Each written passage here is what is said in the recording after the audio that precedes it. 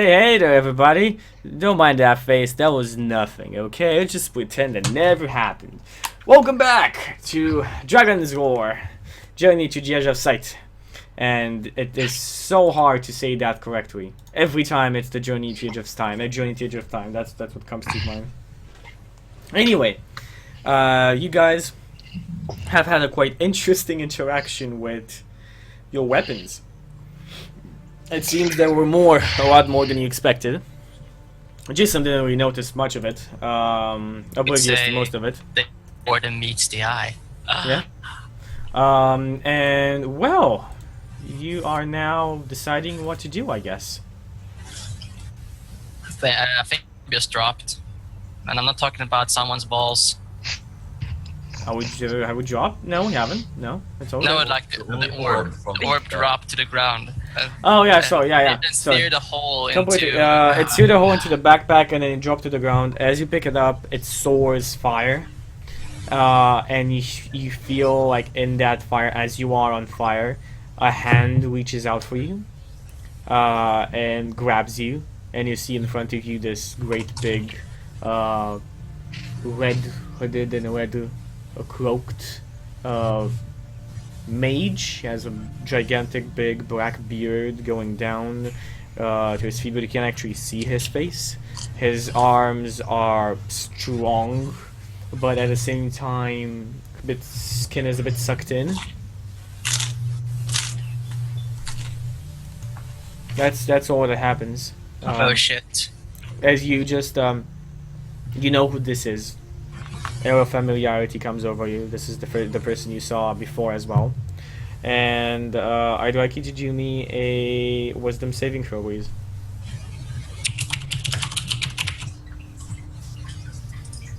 Get liched. Oh my god. Oh shit. Oh, okay, that's bad. You guys all see her turn around, and her eyes are not the same. Her eyes are completely red right now. Veins are popping on her face, literally, like it's like throbbing. I go and I smack the orb out of her hands. You try, like, you come closer, and she extends the orb towards you, and this extremely intense heat wave hits you right in the face. You come closer. You want to do this? Give me a Constitution saving throw. Can I like use Mage Hand to pick the orb, like pluck the orb out of their hand? Wait. So I gotta, Yeah, you can. Let's take it one by one.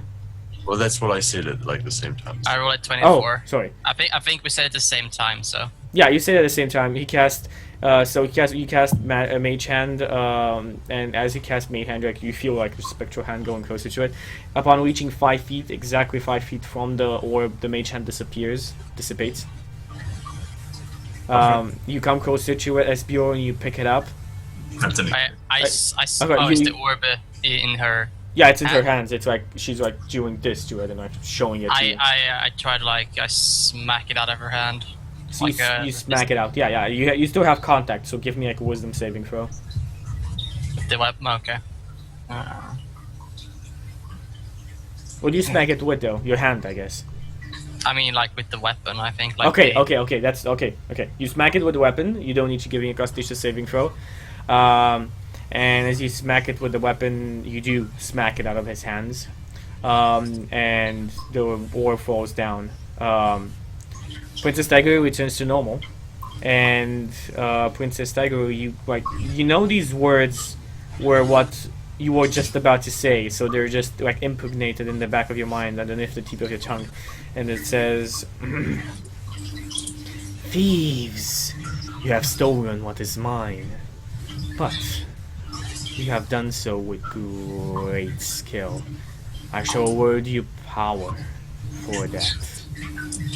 And you feel this calling. The orb is calling to you again.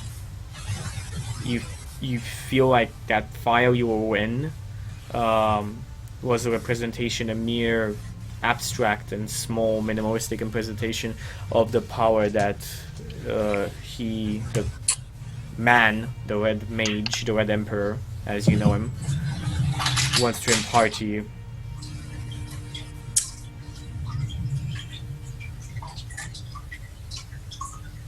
I just want like a magic blanket or something I can wrap this thing in.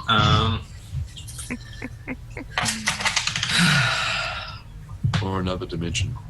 Um, I'm not sure another dimension would help. you all notice that where Espion hit it with a hammer, it's now cracked. Oh! So we can destroy it. Maybe with these weapons. Hit it again! Not be the best idea. Oh, no, that's a great idea. Hit it again. I look at the bow. Jason steps back like 50 feet. Okay, everyone, get back. It's like I just take a wide stance. Are you sure about this? No. We're not But- going to release anything if we destroy it, right? The Elven Prince said it was indestructible.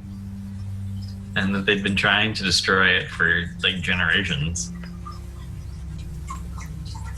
It is a thing of evil. And as you kind of stand over there, you hear a voice coming from the orb saying, "Go with the blood of Midgar. I feel you. You who have taken part in blood magic." Now you know that this is referring to the other two, to Saskia and Esbjorn. "I have all of your sense." And like in your heads are transmitted images of your father and your mother dying in horrible pains, and your lands being scorched and destroyed, people killed for pleasure and hunted for sport. Do I feel this in my head? All of you see this image. Not me though, right? Not you, no. But there is like and there's this image of like how you can save them, and that is by bringing the orb to the mage wall. The mage wall? Yes. So he wants it back, basically.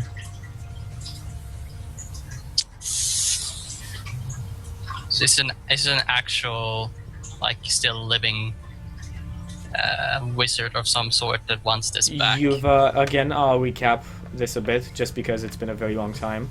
When you saved Yeah. the elven mage, the elven prince. So remember, you gave yourselves up to the Goblin King so that you may infiltrate his compound.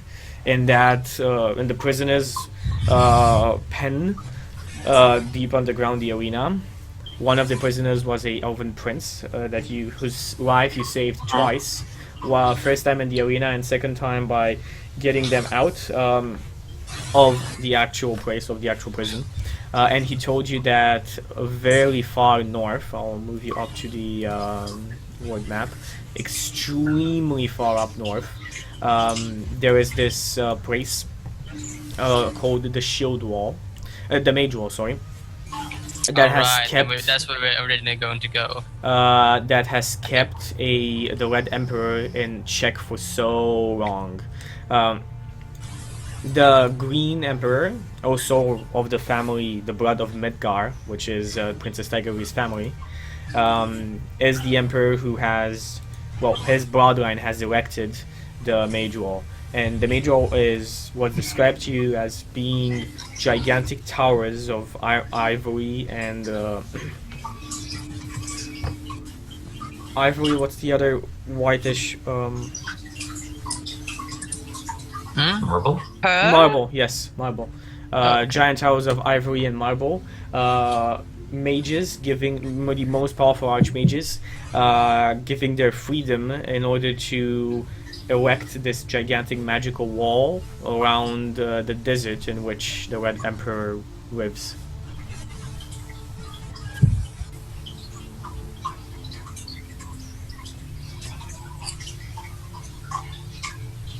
Okay, If we that's about it. if we bring it to the wall, he's going to tear down the wall with it. Yeah. That's the inference, anyway. I I mean, just look back and forth with my hammer still at the ready. you. I mean, yeah, you can make whatever suppositions you want.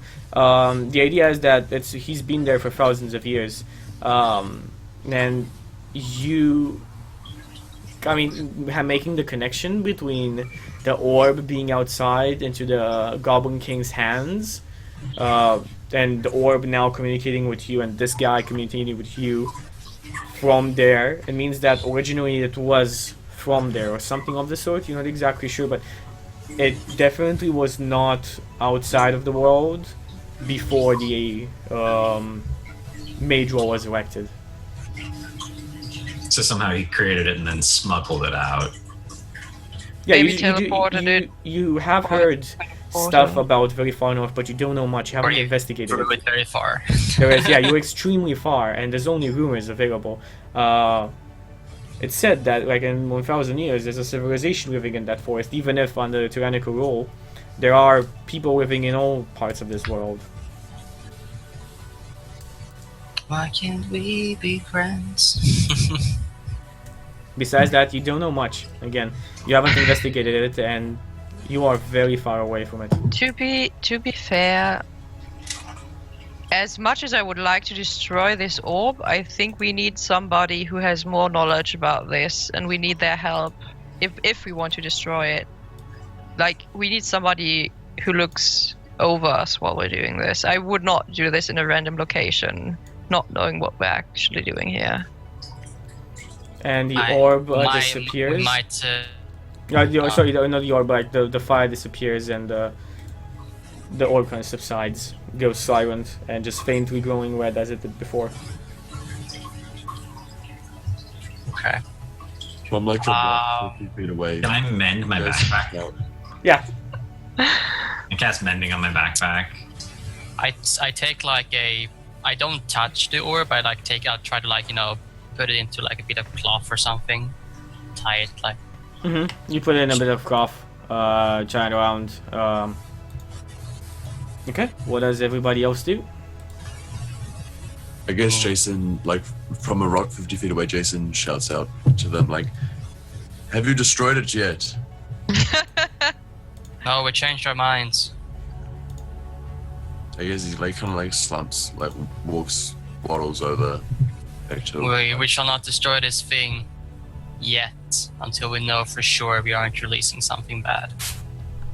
I don't know much about it, but in my line of work, fire burns things. Yes.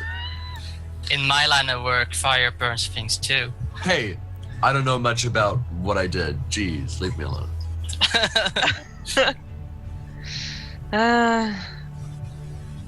Okay, so I guess. I mean,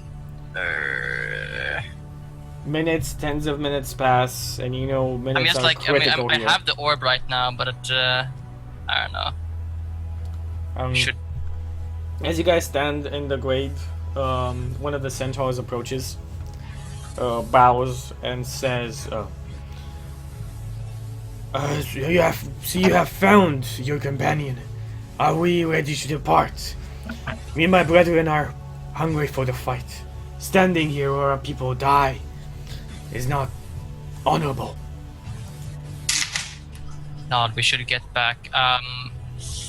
Unless you object, I'm just gonna put the orb in my backpack for now. That's fine. Okay, I'm just gonna. Does it weigh anything? No. Okay. It's bad. Bad orb of. Of destruction. Don't touch. Orb of doom, do not touch. That's what's written on the cloth. It has like Japanese I wording took a seals. I took a cloth marker. Like, Yeah. no, I took like thread and needle and I just like started like. Yeah, you shooting, see it in. Bad orb. Of destruction, do not touch, do not touch, do not touch. I had it listed on my character sheet as a Palantir. Okay, so I would like to try one thing, okay? Not quite sure if that works, but I would like to touch Pharaoh's dagger again. And I'll try to reach out to it. And I'll just ask Pharaoh? And see if I get anything back except from the fear that comes from that. You reach back and you don't sense the fear anymore. It's more of a resignation, accepting of one's fate. and you don't receive anything back, but you do see an image within your head. But it's not like this image is transmitted to you. It's literally what you see in front of you. It's weird. It's hard to explain, and it's hard for you to understand what's exactly happening. But it's as if you're looking inside of the dagger, and you see this unhatched egg, unbroken egg, still there, but there's life pulsating from it. Mm-hmm. That's if it's absorbing everything around it. And like as you see that, you see your own representation of Reinhardt absorbing your aura easily and steadily. And the dagger is barely getting anything. So the dagger does not have the aura?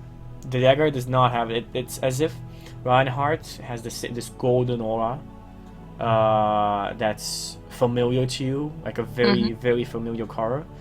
It's as if it's not white, but it's simply non-color. You see the aura around the egg, but it's not a color. It's unfamiliar. It's as if you haven't seen it in anything living. It's not attached to anything. It's pure non-color.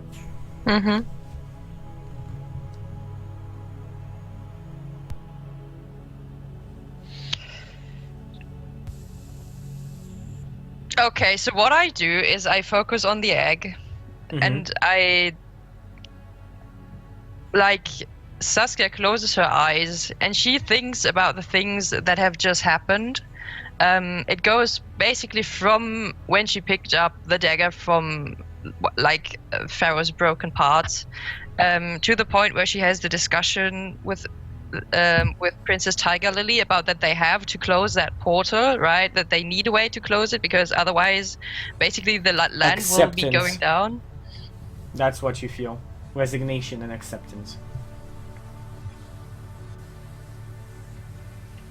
And then she hesitates, and then she, just in her mind, she says, "Do you have a soul?"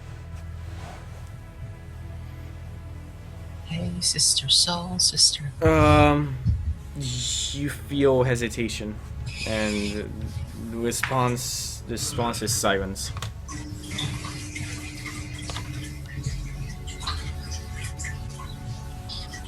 And then she just says, "Okay, here's the," like, in her mind. Well, I guess she whispers it if she can't. It's difficult to think sentences, isn't it? So she whispers, "So here's the thing.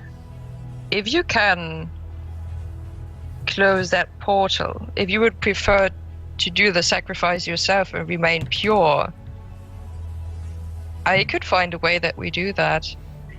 Or you see this image of, like, you're trying to craft a spear out of a twig.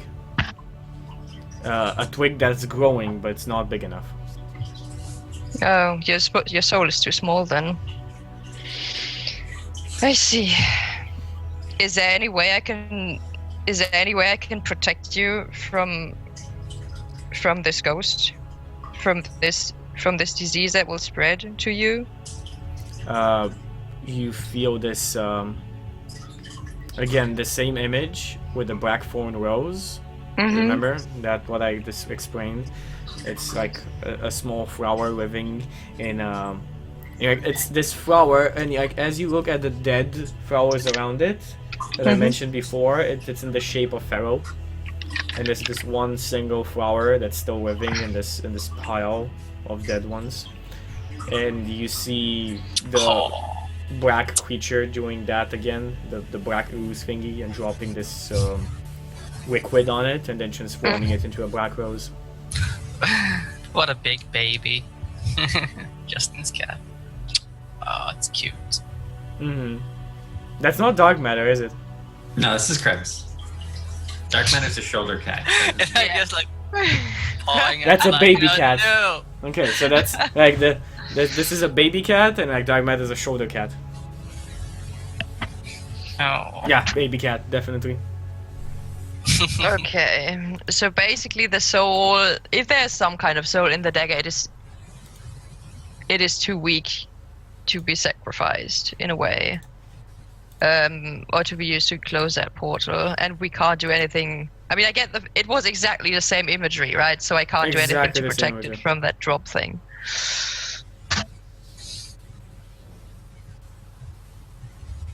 Ugh.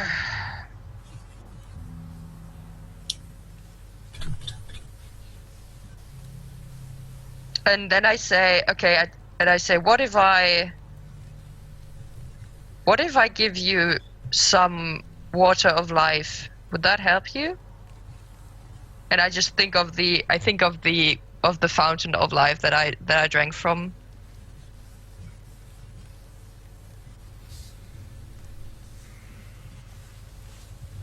You think about that, and it's still like, it's as if you're trying to, like, the image you get back, it's as if you're trying to speak to a deaf man or show colors to a blind man. But I don't know. It's incomplete. It's like,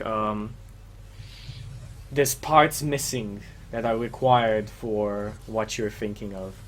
There's things that aren't there.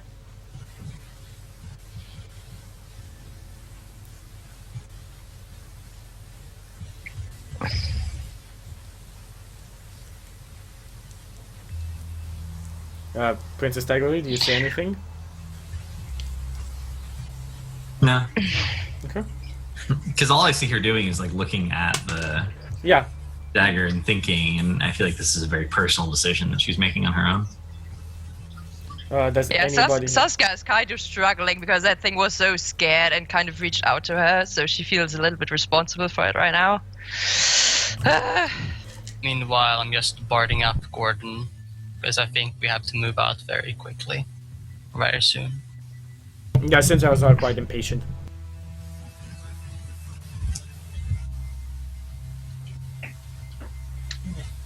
Okay, so one last try. Okay, one last try. I'll touch the dagger, and I'll just think, what if I give you somebody you can link to? Then you see an image of this flower and other flowers growing, but not the same flowers, but at the same time similar. Like, it's as if you see this part, this remain of something, bonding with something else and creating something completely new. Living, powerful. Powerful enough to not be turned into a black rose. Like, after you see the kind of like another shape of flowers being brought up from underneath the ground in the shape of an unknown person.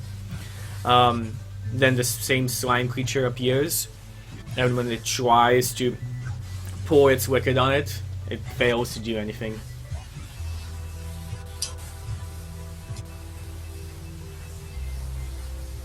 So basically, okay.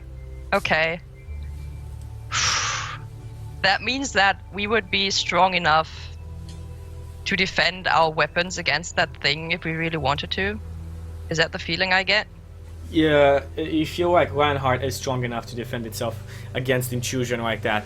It feels like you are strong enough to defend yourself, so because you are strong enough, then it is strong enough.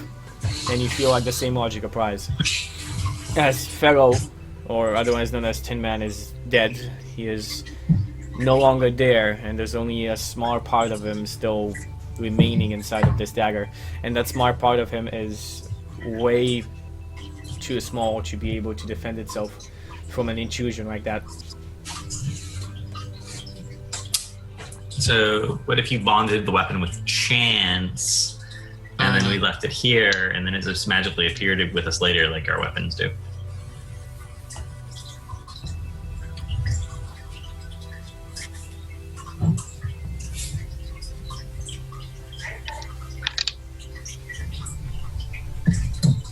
But I technically I only know that my weapon would be strong enough. I would not know if that one would work. No, you don't know anything right now. I mean, whatever you can suppose or take as a conclusion for what I've said, it's your conclusion and your supposition to make. There's nothing certain in life, Saskia. I know. Okay. So I'll turn towards Princess Tiger Lily and I say, I think we should not give that one away. I think that you, I, Esbjorn, I think we're all strong enough and strong enough with our weapons to defend our weapons from that ghost intrusion. Maybe we have to give it to him, but maybe we can get them back. You're saying this while we're in his like territory. Yeah, I'm saying this. Yeah. Because that is what the Blood Oath entails, right? Basically. It also means like, I mean, if it doesn't get completed, I mean, Justin could technically could never leave the forest or something, but Yeah. But maybe there's another way, you know. Yeah, the Depends. blood, Maybe the sacrifice of something of equal value on the battlefield, like maybe the. Could we do that? Like, is it like a possible thing to like? I mean, each one of us could do the sacrifice. Yeah, but I'm thinking like not like maybe not at expense of our own, but like maybe of someone value like the enemy. I don't know. That works. Does it have to be? it has to be willing. You remember that. Oh, it has to be. you a remember willing that part. creature. It has to be a willing creature. Hey, let's sacrifice some centaurs. Also, Princess Tiger Lily, No. you again, like I'm going to repeat the text of the Blood Oath to you. You said your Blood Oath was that you would not give your own weapon, but you will give a weapon you had that you did not need. And the Blood Oath does not necessarily entail the words of it, but what you fought. So you put it like this: whatever you say, if you think something differently, that's what the Blood Oath is. He basically just said, "I give me a weapon," right? Yeah, he said, "Give me a weapon," and and Tiger responded that he would not give her own weapon, but would give a weapon through like a weapon you had that you did not need. That was the text. But And again, like he If thought she about the does dagger. that, he's also he also has to do it, right? Because he's bound by his own blood oath. He did do a blood oath. You guys have no idea what blood magic is. Besides what old Stefano said, that you could never leave the forest, you don't actually know. You know that your weapons were created through blood magic. And you know that the Elven Princess told you that blood magic is even older than Elven magic, which is supposed to be the oldest magic in the world. And that he does not know what blood magic actually does, and he doesn't think there's actually anybody in the world who does. But it's been forgotten for a very long time, and he says that from what he knows, for good reason. He said, yeah, when you talk to him about black magic.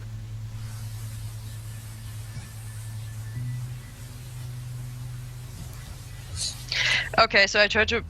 Okay, here's the thing. I turn to Princess Tiger Lily and I say, "Okay, listen. Here's what we're gonna do.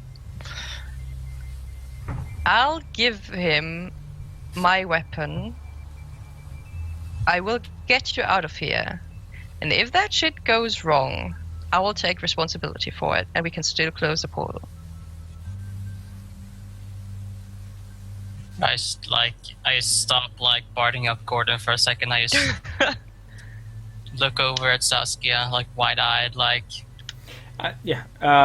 Princess Tiger, again, this is only for you. Nobody knows this right now. You do feel like you think about your blood oath, and it's like this impregnated, this like carved thing inside of your brain. That's just there. It's very close to another bigger blood oath that you have to your friends. But that's different. It's not malignant. This is malignant. And you feel like you heard what she just said. You just thought about it, like the scenario fastly played into your head, and you know that wouldn't complete the blood oath. That would not negate the effect of the blood oath, because when you did it, you thought about the dagger. It would not negate the effect of the what? The blood oath would not be complete. Again, only Princess Tiger Lily knows this. If she gets my weapon? Yeah. You said? Yeah. Like constantly, the image of the dagger is thrown into your head. Again, take whatever conclusions you had. I'm not my. Unless It's a weapon. unless I talk out of character with you guys, everything I say during the game is it's the words like of the world around you, things affecting you, and so on. So just don't take my words as given. You can think anything you want. I might be lying out of my ass as an NPC, or being completely honest. I mean, I said I'd give him a weapon I don't need. I have tons of weapons I don't need. Probably have like a Yeah, Yeah. you that's exactly what you said. Like that is the actual text of your conversation. But you still feel like that thing. Every time you think about it, it pulsates. Like the thing in your head pulsates. And it's in this like I can literally feel the blood magic in my mind. yes, you can literally feel the blood bond in your mind. It's, as I said, it's very similar to the blood pact you have made with your friends, but at the same time, this is malignant. The other one is part of you. It's in your very being. This is like carved on a tree, you know, not supposed to be there, outside thing, something that's there to damage, not to strengthen. Your other brother strengthens you, makes you more. This one is like as if somebody's just waiting with a knife inside of your brain, waiting to just scrape even more and hurt you harder.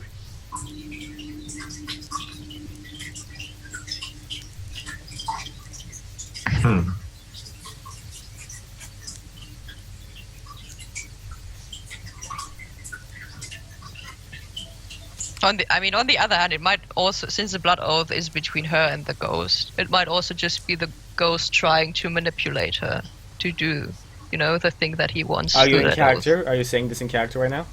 No, because she does. I don't Okay, know, then right? only Princess Tigerlily at this point. So I continue interaction. Saskia, you were talking about this, and Princess Tigerlily, it was your time to respond. Insight. Is it helping me distinguish that I can actually feel the other blood oath with Yeah. the weapons? Yeah, you 'Cause I can feel it. One in my mind, I can feel the other one, and one feels malignant and one doesn't. One doesn't exactly. Is it pushing me in any way? Like, is No. it trying to force me to interpret things a certain way? No, it's not necessarily pushing you in any way. It's just when you think about.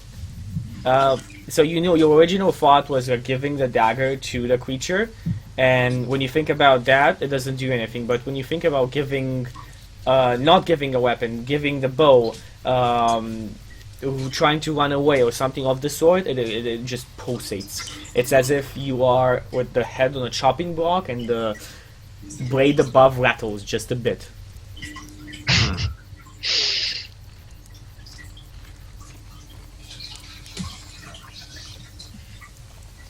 I feel like it's weird that the blood magic has like a lawyer system built in. A what? There's a lawyer system built in. I have to do what I thought, not what I said. it's full of clauses, like different like It's weird. It's a little weird. So go on and respond to Saskia, because again, like Saskia just talked to you and you were just standing there like this.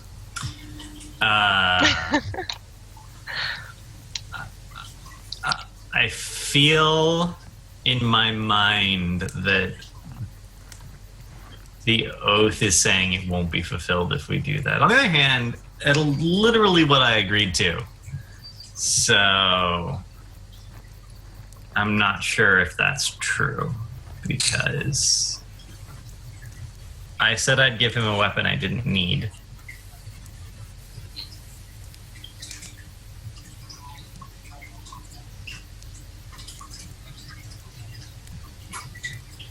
I asked Traveler, actually.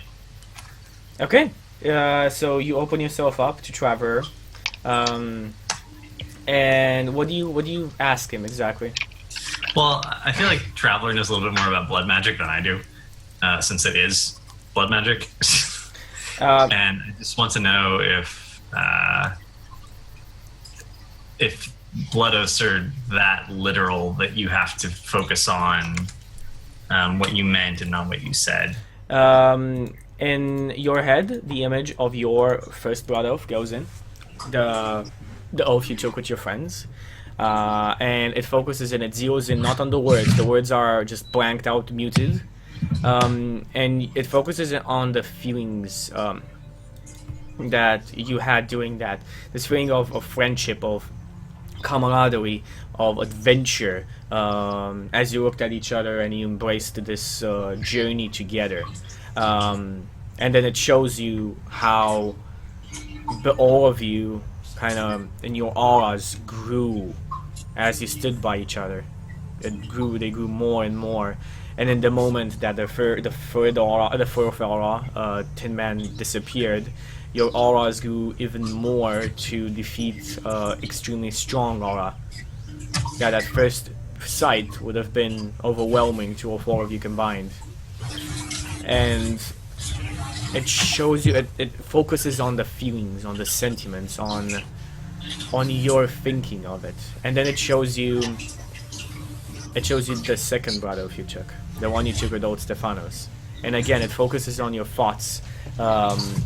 It isn't responding to you in a language. This is its response.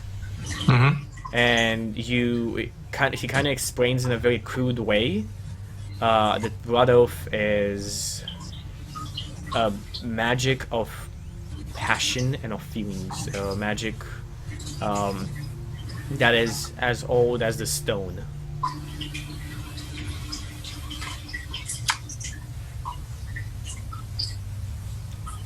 And kind of shows the idea that there were no words. There were no words when blood magic was invented. Vocabulary wasn't existent. That's creepy. So you can't lawyer your way out of there.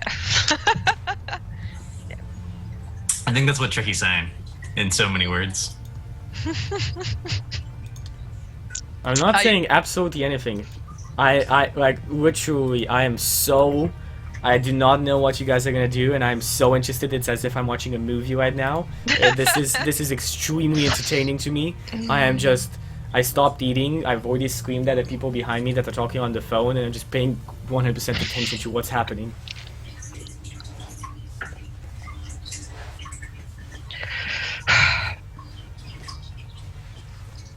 We're taking a long time doing this. You are, but this is The centaurs is like, they're tapping all their hooves and like. Yes, the centaurs are very impatient, but at the same time, they see you and like the gravity of the situation. It's not as if you're fucking around, and the centaur is kind of like they are very anxious to leave, but at the same time they knew what you have done, and they've seen you go in and go out of a place that was forbidden for all living creatures, and coming back with their powers bestowed upon Saskia's character. The Dryads have never accepted somebody in the inner forest to their knowledge, so it's kind of they respect you, but at the same time they have their own wishes, they have their own desires. They feel like you know this feeling, Esbjorn, especially you, because honor counts very highly upon your principles.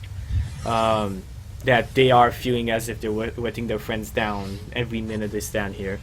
Going to the Dryads was helping, was doing something useful. Now they're just standing.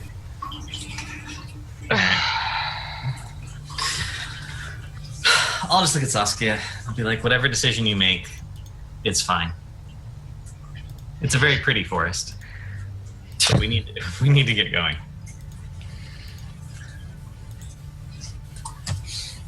Oh fuck! Oh my god. Okay. Have our characters rested at this point, or is this before a rest? Yeah, I believe. We didn't get any rest so far. We haven't rested yet. Yeah, Yeah. I'm down 19 HP in most of my spell slots. Yeah, as I said, you do have about like 14 hours left. Maybe I'd say 13 now. This has been taking quite a lot of time. And you could rest here. You have rested near this place before. Then I would vote that we rest here if we could.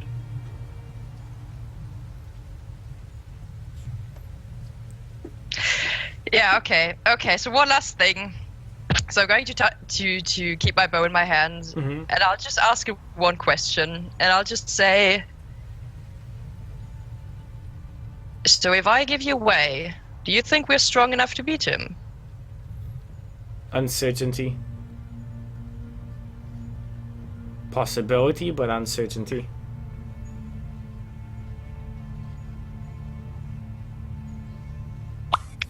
You know what? I think I'd be more okay with it if it was you and me, because we still have a bond. I think you and me together, we're still stronger than. I mean, we have a bond. We're strong together. I think we could do this. Okay, you think about that, and you feel like you feel the lion's heart all pulsating, overwhelming even, and it's like it's kind of in very slang terms to our era right now. Fuck yeah, we can. Kind of. That's the response you get. Yeah, I mean, Saskia has the lion's heart, right? And that kind of stands for courage and everything. So I'm just going to say that she's not afraid right now, but that she still wants to. She's going to protect that other dagger with all that she has. So if that means being courageous and trying to, get past that ghost herself, she'll totally do it, because she has all the confidence from the Dryads and from what just happened. So she's at the peak of her confidence, and she'll go with the lion's heart. And as you think about that, you see, and you know that it's like a peeping tom that wants to be seen, and you see old Stefanos. You're the only one who does, behind the tree, just half of his face looking at you and smiling and inviting you over. So I take my bow, and I just I easily flip it over my hand, and I walk over to him. You walk over to him. You now all see him, and say, interesting development. So you wish to save your friend from the blood he's made. Well, he kind of creaks his neck. His bones creak many times, and he looks at you and says, well, I can break my bond, which would alleviate him, if you give me that weapon, but also it will stay with me for a week before it appears back to you. And he kind of leans over as if he's just standing on the desk, and he puts his head like this, really in front of you, like your face is right here, and he goes like this. Are you brave enough, huh? Lionheart. And that's said very mockingly. I just extend the bow towards him. I still have it in my grip, and I say, "You're not going to enjoy this week. I can promise you that." And she smiles a little, and then she lets go, so he can take it from over. He kind of bites his phone, and you see this weird type of blood falling down his arm, and he extends, and he comes he is now a physical form, and he extends his hand towards you. As in, he wants the bow, or he wants me to shake it? No, he wants you the blood oath. You need to make a blood oath, and he extends his other hand and points towards Princess Tiguri and beckons her over. I take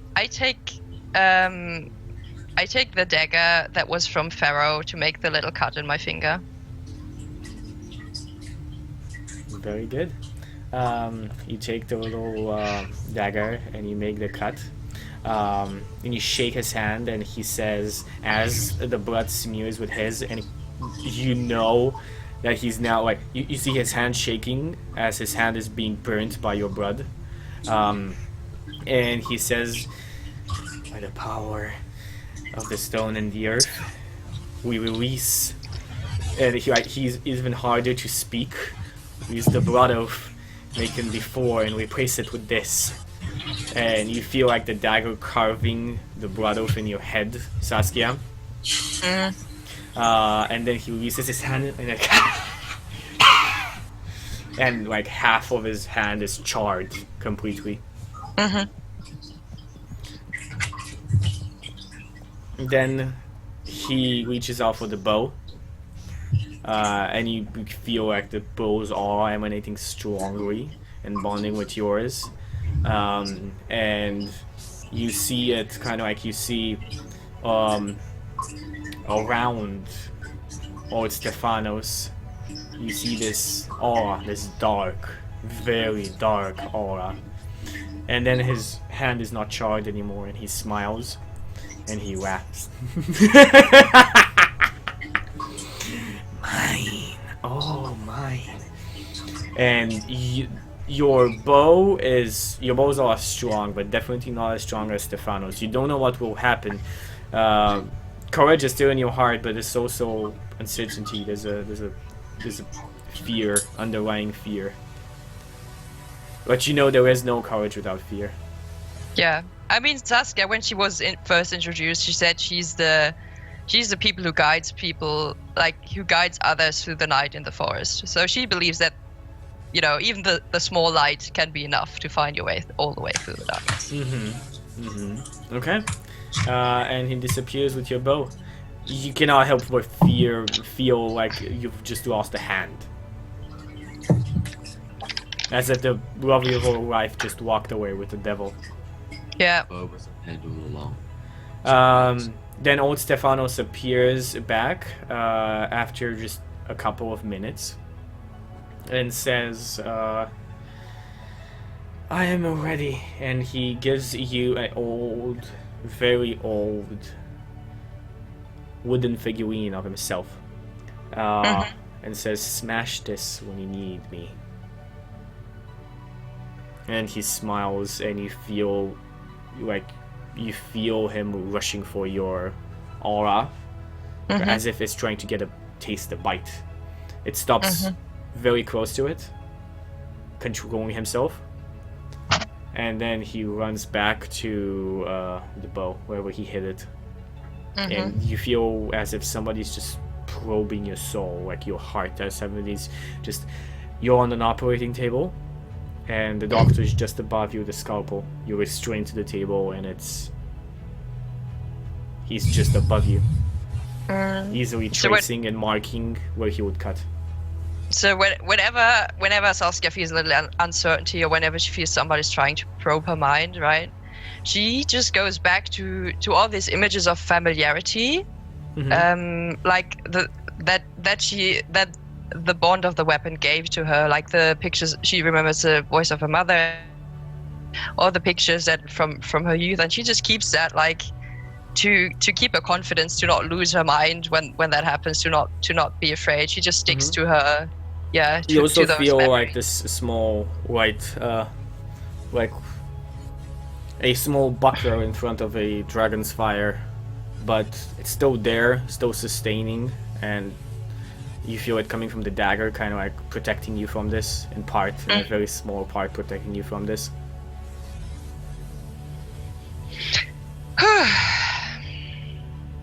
Okay, so Stephanos has come and went.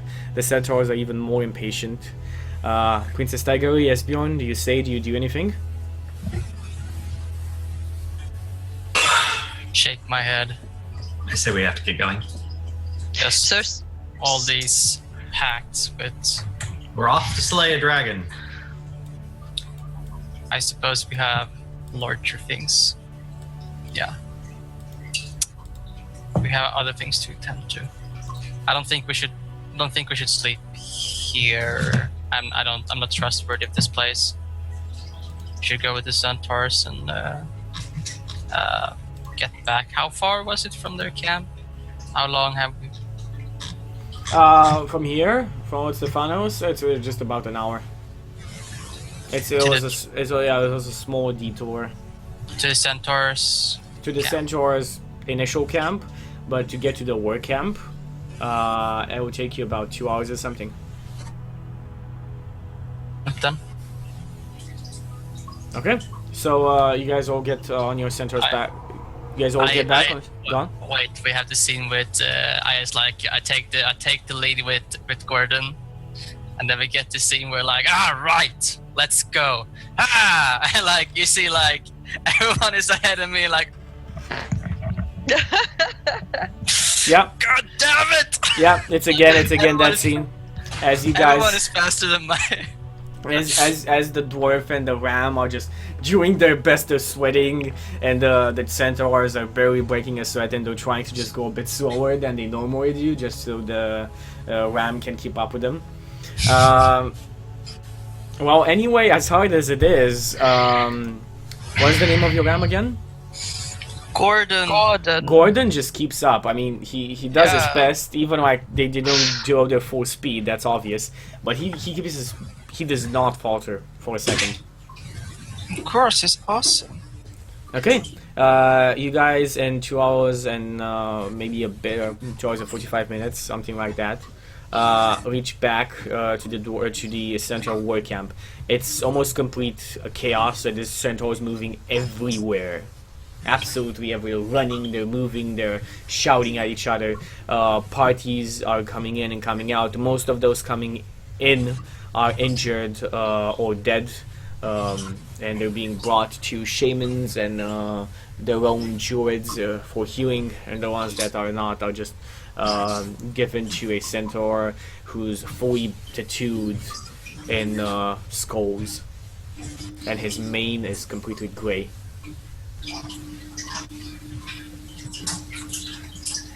Does he look like a leader type? Like a.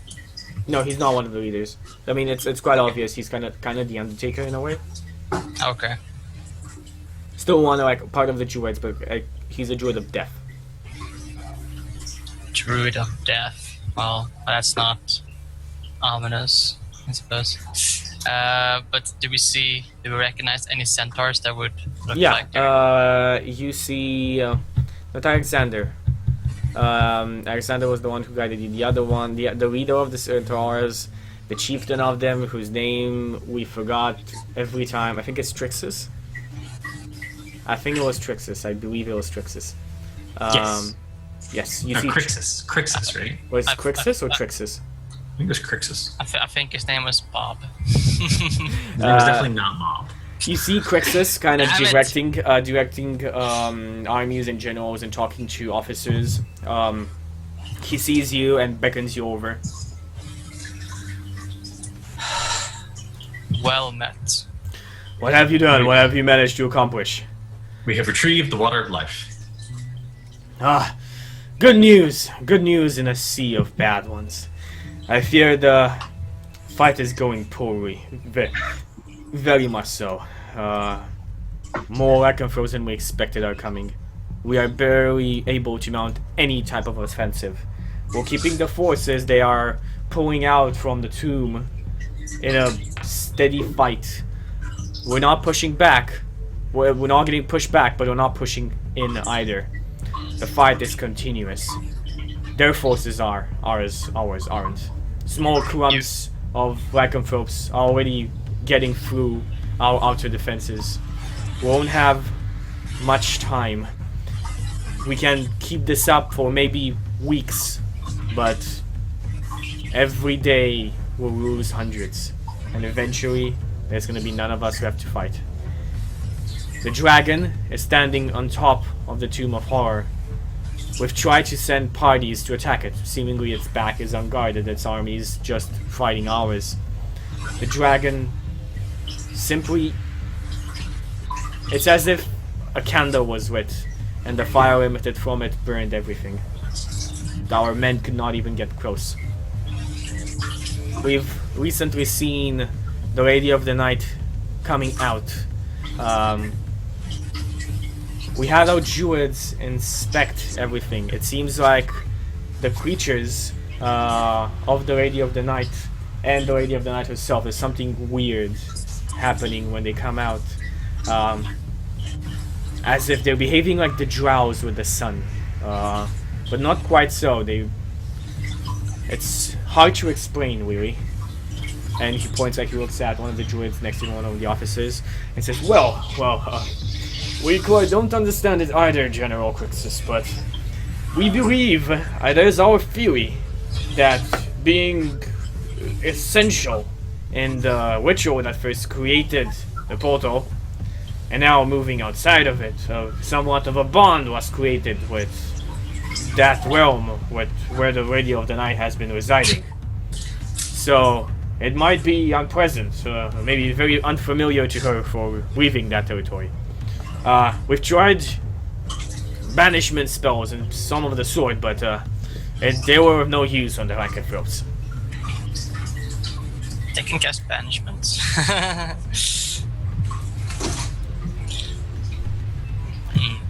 Well, you now have the water of the Fountain of Life. You're the only ones. You and your monks are small enough to go through the cracks in their armies. Go fight the dragon. Go on. Oh. Go on. Did you say that the dragon's back was unguarded? Yes, there's nobody there guarding it. There are ways to approach it, not many, but there are small ways to approach it, where he's set no guards. It's as if it seems that he's waiting for us, for something. Well, it would be an awful oversight to leave your backs wide open, so that seems like it's either some kind of trap or just... All I can say... Or over-arrogance, perhaps, but... All I can say, Mighty Dwarf, is that he knows that we can't keep this up. Without Ifrak here, we don't stand a chance against him. If you decide to fry up right now, he could finish this fight today. He could burn the entire forest and we would not be able to do anything.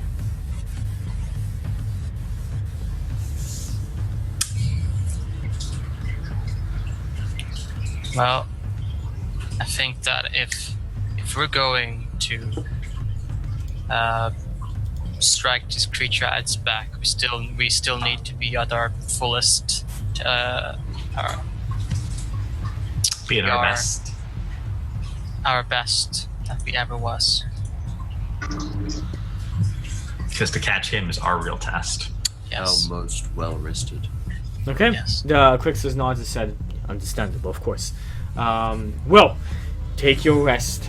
If you don't have much, I do not know how much, but I will alert you if anything changes. Until then, I fear that I am quite overwhelmed by all of this. I'll have to leave you. If you need anything from me, make it short. And he looks at all of you to see if you say anything. Have you been able to scrunch up silver to coat your projectiles? He nods his head. Yes. Our druids have been able to silver most of our weapons. The lycanthropes are not that big of a threat. The magma creatures are extremely powerful. There is lava pouring out of the hole itself. Very hard to fight the creatures inside of the magma. Those creatures have just an infinite potency. We do not know for sure what's happening. They disappear from time to time, and as the magma turns back to just solid rock, but it's completely random. The imps and the elementals, well, hard opponents to kill, and usually they behave like, what is that word? Suicide kamikaze. So suddenly, they're all Most down. of them die, but at the same time they take very many crumbs of our people with them.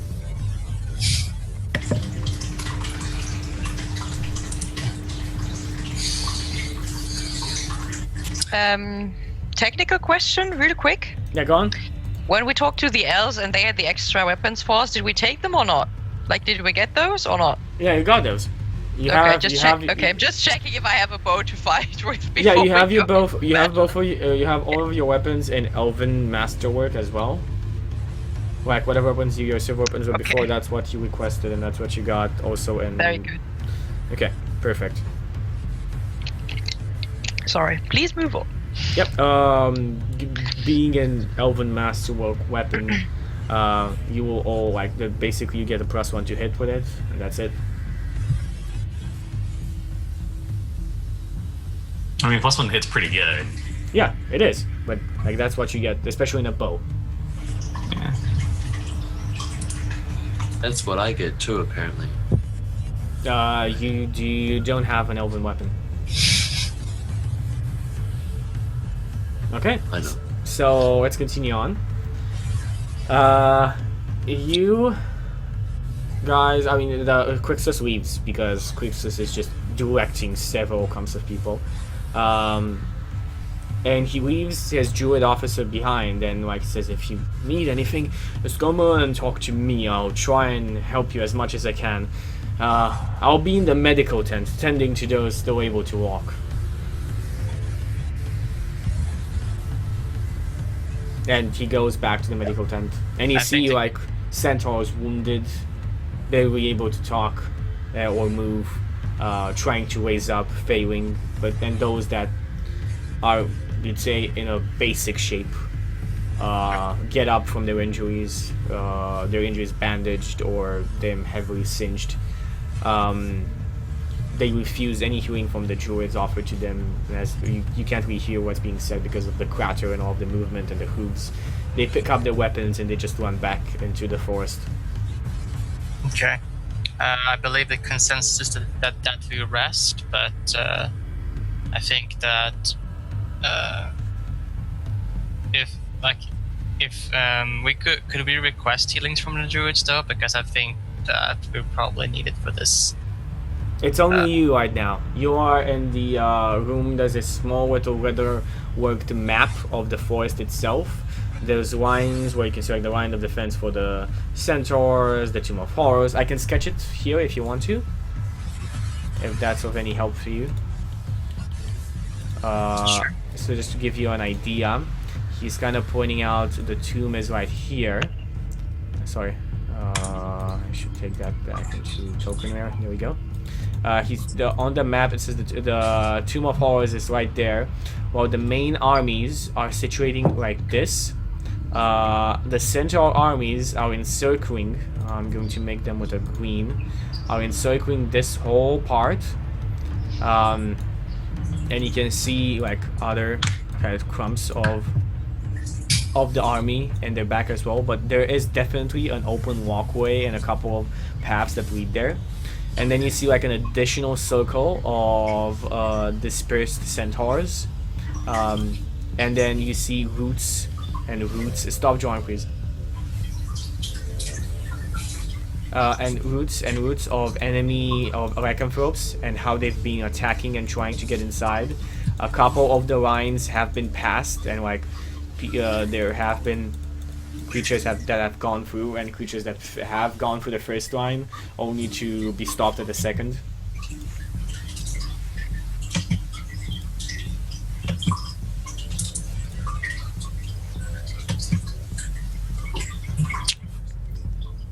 Okay, and where exactly are we in relation? You are in one sec. You are in a camp over on to this side on a hill. Over up here in a hill. So this is where by the way, Justin, can you mute yourself while you're not talking, please? Because the sound is getting very loud. The water? Yeah. I can unplug the filter. No, It's so don't it's so unplug relaxing, the filter. Don't. Okay. He doesn't. It's not a fish. He doesn't breathe in the water. He can get without a filter for a few hours.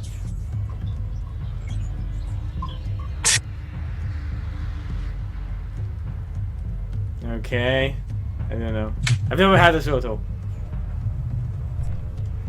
I'm Why not did you- sure whether this is safe for him or not. What happened with your lizard? Sorry? What happened with your lizard? Break. We're back home. It's somebody's Okay. taking care of it. Are we? Well, so What do you we're decide? sleeping. Do you sleep and here? Are we sleeping here? Like, can we actually sleep here? In this camp? Yeah. I mean, you can rest here, definitely. Yeah. Oh, let's Yes, like, get some rest. Maybe get some healing from the druid if they can spare. So I'm looking. I have spell slots left. I could top everyone off before I take a nap. If anyone's not at full. I'm just wondering, like, maybe something will happen tonight. Oh well, I guess it's all good. I'm at 32 out of 51. to someone else who needs more. That's pretty low. So that's my level 3 spell slot. You get 12 HP.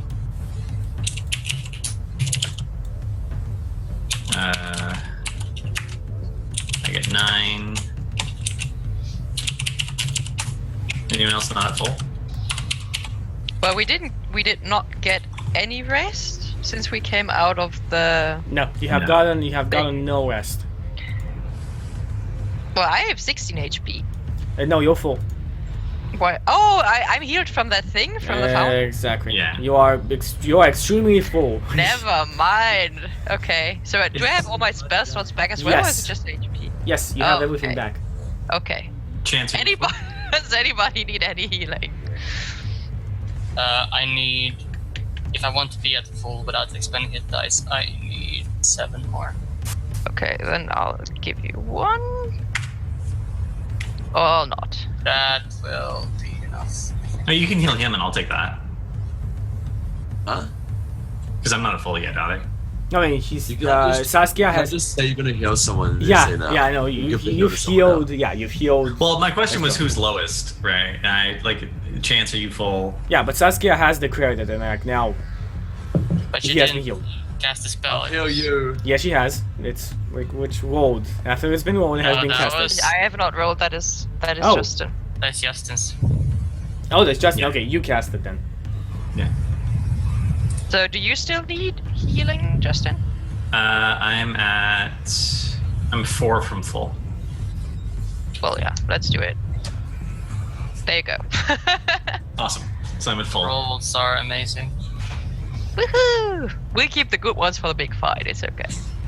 Yeah. Good rolls. The gambler's fallacy. So you guys rest, and I guess we can go to a small break and see what happens on the other side. Woohoo! If anyone wants to spend a hit die, let me know so I can play Song of Rest. I need 1 HP.